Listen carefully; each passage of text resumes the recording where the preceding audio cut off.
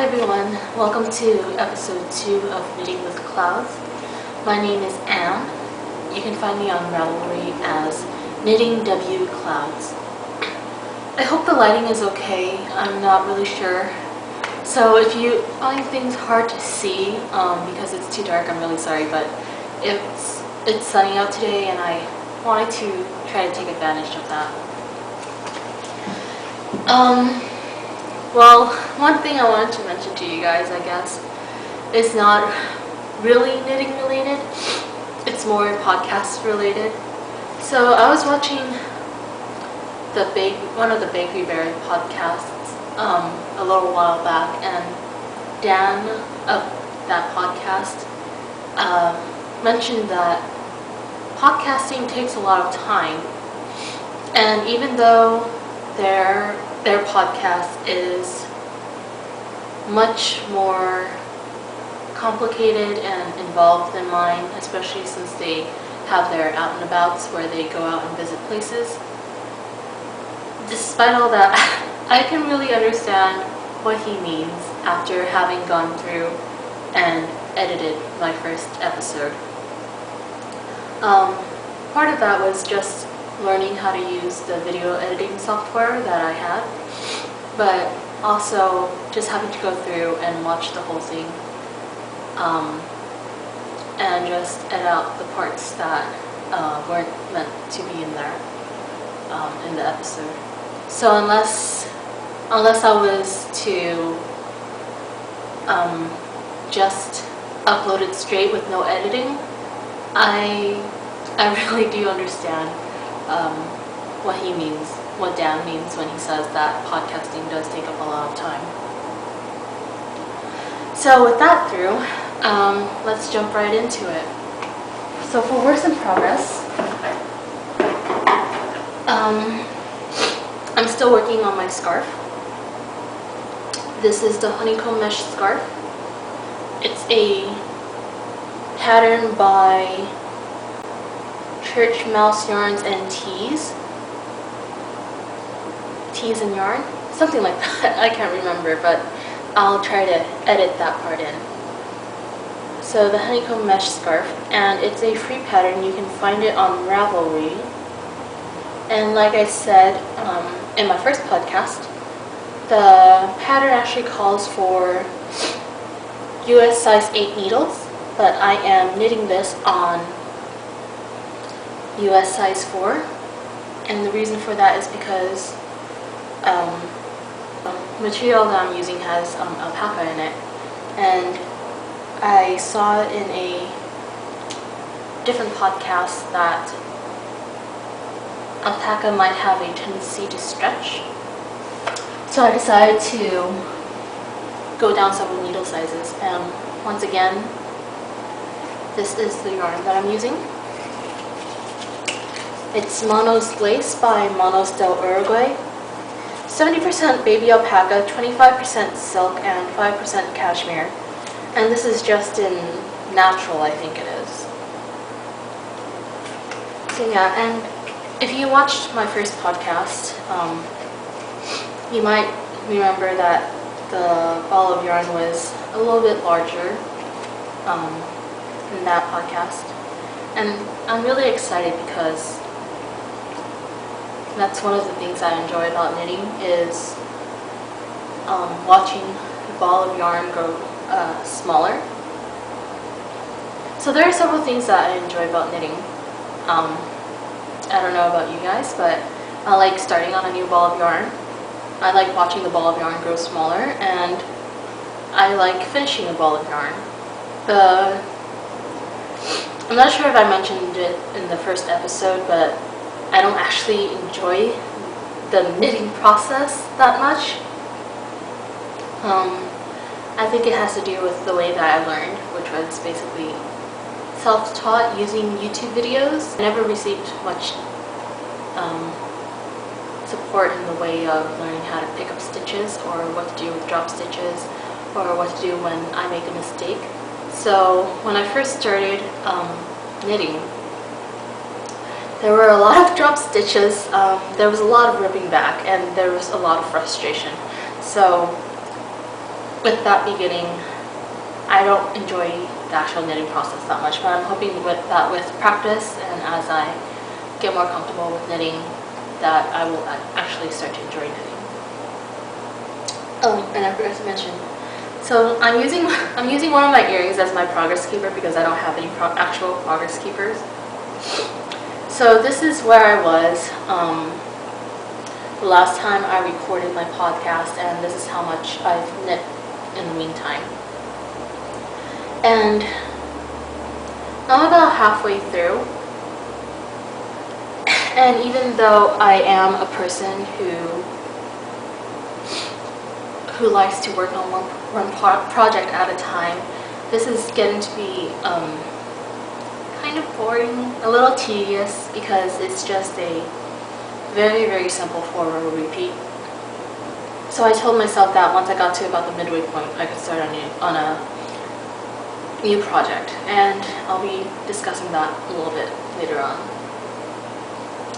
So that's my first work in progress. And my second work in progress, so last time, in the first episode, I told you that my scarf was my only work in progress, or one of two maybe, but that is not true. I found another work in progress recently when I was looking through my my boxes of projects, and this is supposed to be a hat. It was supposed to be a Christmas present, but it's way past Christmas now, so obviously it didn't get to be a Christmas present. I had meant to make this for one of my friends. I stopped before I finished it because I wanted to figure out her hat size or her head size before I actually finished it, and that didn't happen. I didn't get to see her before Christmas. I also asked her, and apparently she didn't know her head size.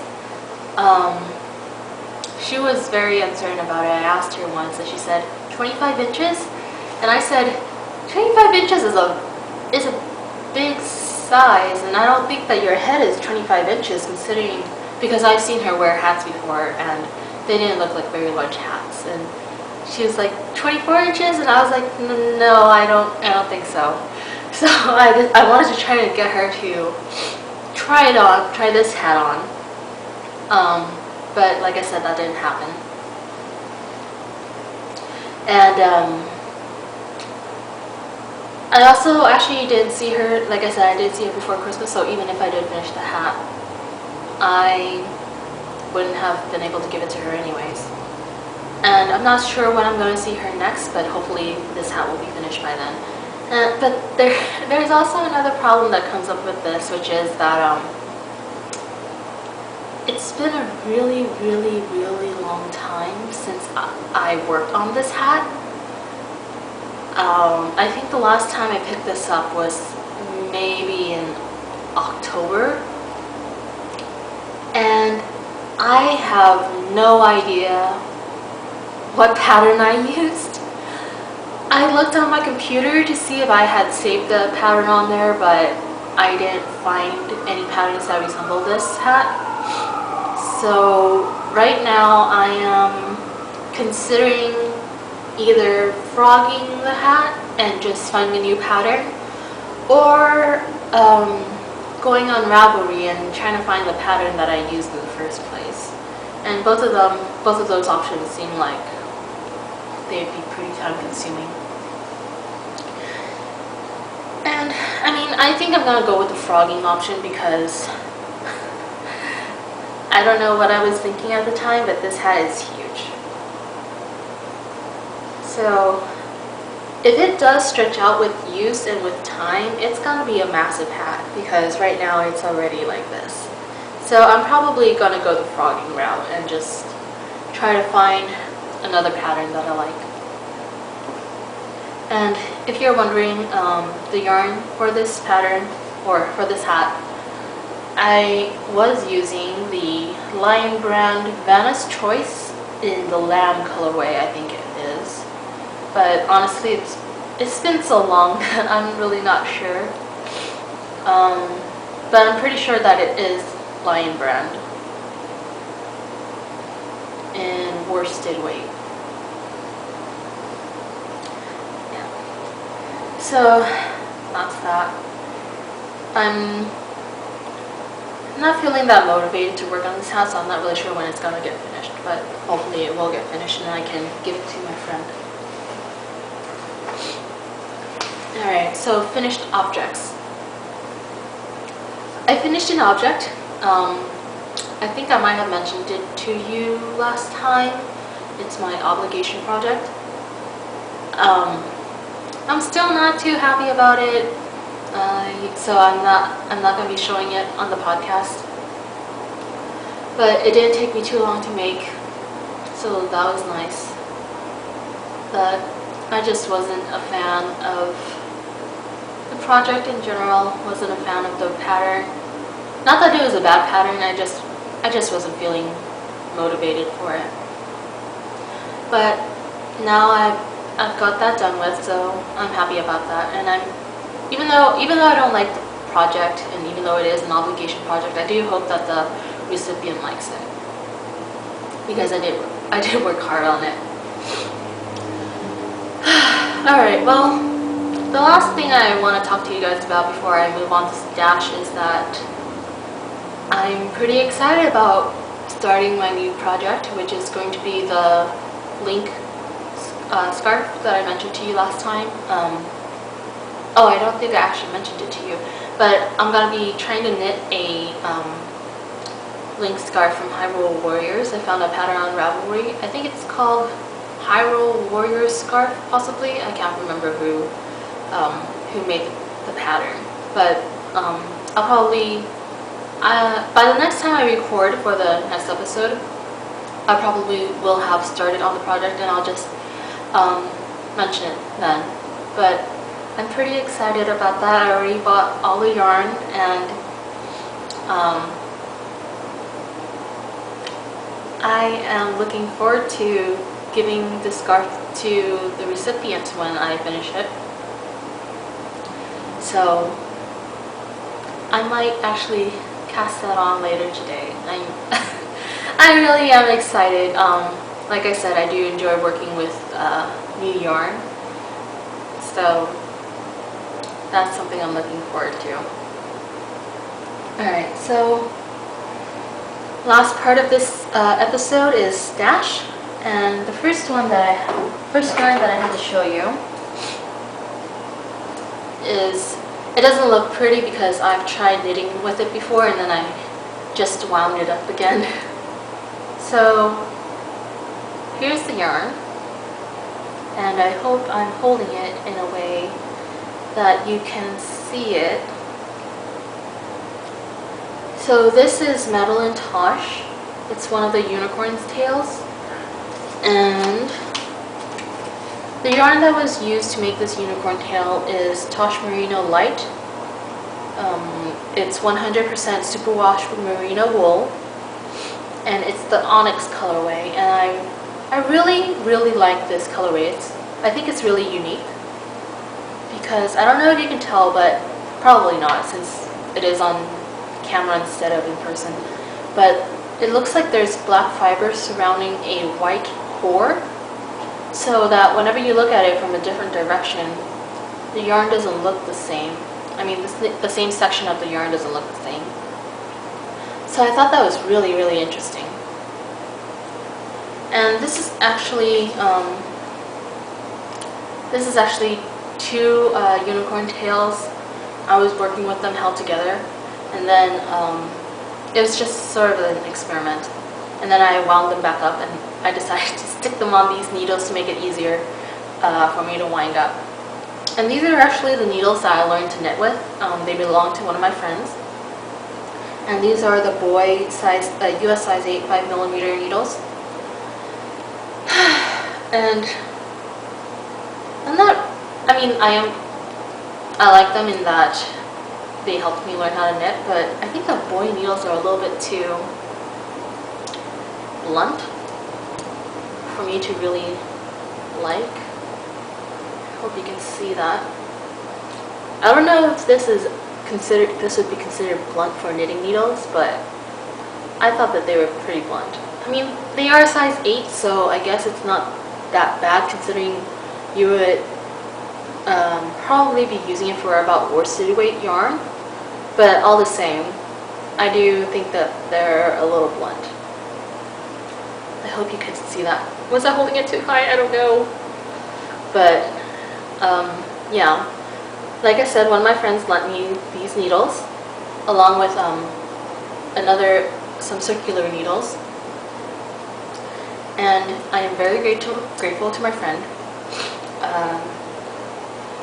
I asked her, and I think she's sort of like me. I think she was self-taught in knitting as well, so she's got some frustrations with knitting, and unintentionally dropped stitches and mistakes and ripping back and all that fun stuff. So here's the label for the unicorn tail. That's the front, Madeline Tosh. I'm not sure how long it's gonna take to focus, so I'm just gonna hold it there for a little bit. And then here's the back with more information.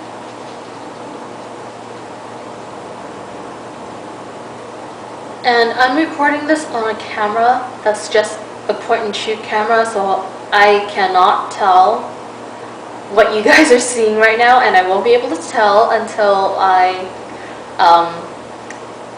upload this onto my computer and all that. So I really hope that you can see this label right now and that you can see everything that I held up earlier.